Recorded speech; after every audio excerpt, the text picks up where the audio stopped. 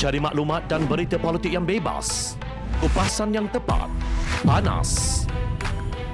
Dapatkannya secara eksklusif hanya di Jom Channel. Komitmen kami, pentasan berita Isnin hingga Jumaat. Berbicara dan isu semasa, kami garapkan secara langsung. Panel-panel berkaliber dan profesional. Interaktif, pandangan anda kami raikan. Jangan lupa bersama kami di setiap hujung minggu dalam edisi khas mingguan. Jom Channel, moving forward, sharing a new experience.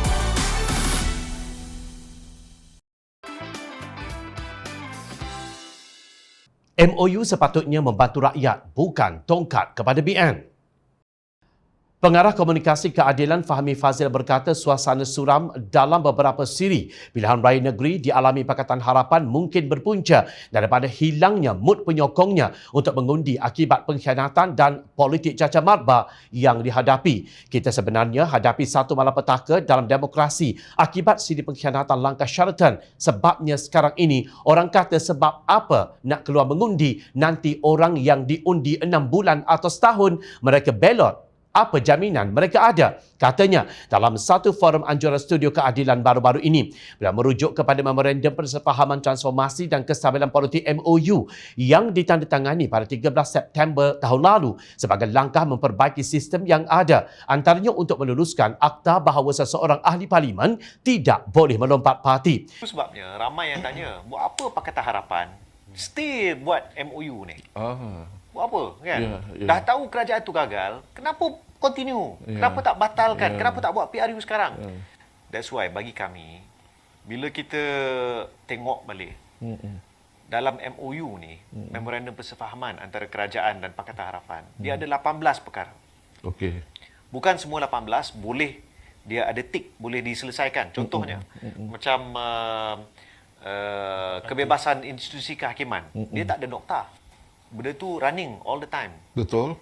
Ya, dia cuma kalau berlaku keadaan di mana benda yang tak patut berlaku dan kita yang tu out. Ya.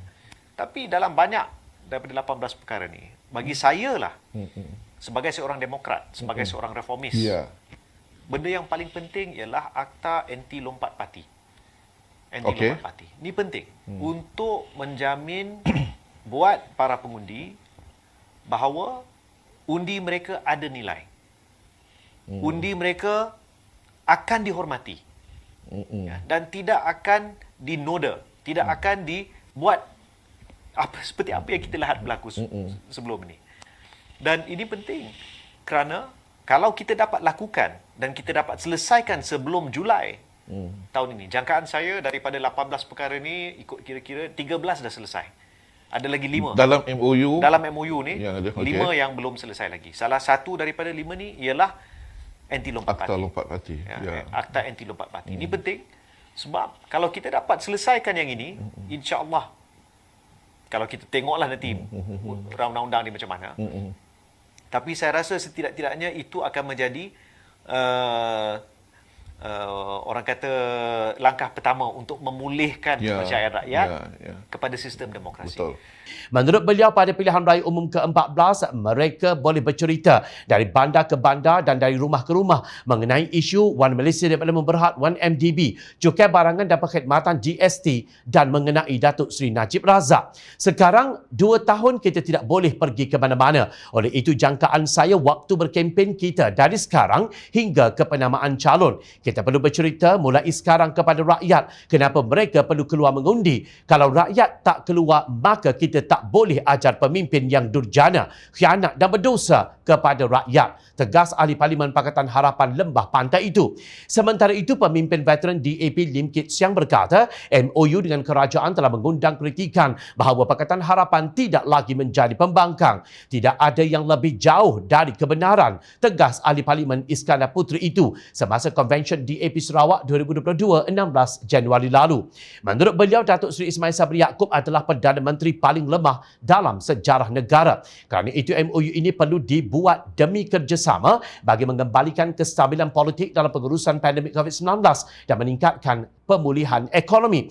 Dahulu UMNO terlalu kuat dan hegemoni sehingga tidak mahu ada sebarang MOU katanya. Pada masa yang sama, Kit Siang menggesa DAP Sarawak untuk mengenal pasti punca kepada prestasi buruk mereka dalam pilihan raya negeri Sarawak dan memberi tumpuan melakukan persediaan menjelangnya pilihan raya umum ke-15 yang dijangka akan diadakan tahun ini. Beliau tidak bersetuju bahawa DAP harus berpisah daripada gabungan Pakatan Harapan. Sebaliknya, DAP mesti tambah dalam perjuangan untuk mencarikan Malaysia yang lebih baik katanya. Pada masa sama, Ahli Parlimen Iskandar Puteri juga mahu DAP Sarawak meneliti punca prestasi buruk pada PRN ke-12 Sarawak. Ujarnya mereka sudah tiada masa lagi selain segera bangkit untuk mendapat semula kepercayaan rakyat. Selain UMNO dan keadilan yang ramai ahli melompat kepada bersatu, wakil rakyat DAP juga turut mengkhianati mandat yang diberikan rakyat pada pilihan raya umum ke-14 yang lalu. Rakyat yang mementingkan moral wakil rakyat kecewa dengan kerajaan Pakatan Harapan yang hanya mentadbir selama 22 bulan. Justru rakyat tidak harus dibiarkan dikelirukan dengan MOU oleh Walaun, Macai dan agen memecah belah Waimah di dalam Pakatan Harapan itu sendiri. Naib Presiden Amanah Datuk Dr. Mujahid Yusof pada 7 Disember lalu telah mengingatkan Pakatan Harapan tentang kewujudan perosak MOU berkenaan. Dia berpendapat MOU antara Pakatan Harapan dan Ismail Sabri Yaakob adalah cetusan daripada usaha penyelesaian krisis politik dilatari musibah pandemik COVID-19 yang melanda negara. Jalan mati penyelesaian politik selama 17 bulan setelah langkah Sheraton telah menemukan semua pihak kepada meja rundingan untuk mencapai kestabilan politik. Kestabilan politik diperlukan bagi pihak legislatif, eksekutif tertumpu kepada membawa negara kepada fasa pemulihan secara konsensus. Beliau menganggap mereka yang menggagalkan MOU adalah golongan yang mengamalkan kleptokrasi. Perosak utama MOU adalah anasir jahat yang melihat perjanjian ini sebagai jalan untuk menyelamatkan tengkuk mereka daripada dakwaan kleptokrasi ataupun mereka yang bertujuan untuk melengah-lengahkan supaya mereka dapat meneruskan amalan kleptokrasi. Anasir jahat seterusnya ialah menjadikan MOU sebagai taktikal untuk memperkukuhkan politik lama, berteraskan perkauman sempit dan demokrasi terpilih dan mempertaruhkan kuasa dengan menawarkan kesetiaan politik melalui sogokan wang dan kedudukan, ujarnya. Beliau melihat kebimbangan ke atas anasir perosak MOU adalah wajar dan kegagalan mempertahankan prinsip trust dalam MOU mencerminkan kegagalan Pakatan Harapan untuk membuka jalan kepada politik konsensus yang sangat diperlukan dalam masa proses penyembuhan negara. Kita ada pilihan untuk membatalkan MOU, tetapi keberontakan politik akan berterusan, ataupun kita ada pilihan untuk mempertahankan prinsip MOU bersama dan mengisytiharkan perang ke atas anasir perosak rentas semua parti, tegasnya. Nah, bukan baru hari ini pemimpin Pakatan Harapan mengingatkan atau diingatkan bahawa perosak MOU itu wujud dan harus ditangani dengan penuh hikmah jika kita mahu melawan amalan kleptokrasi.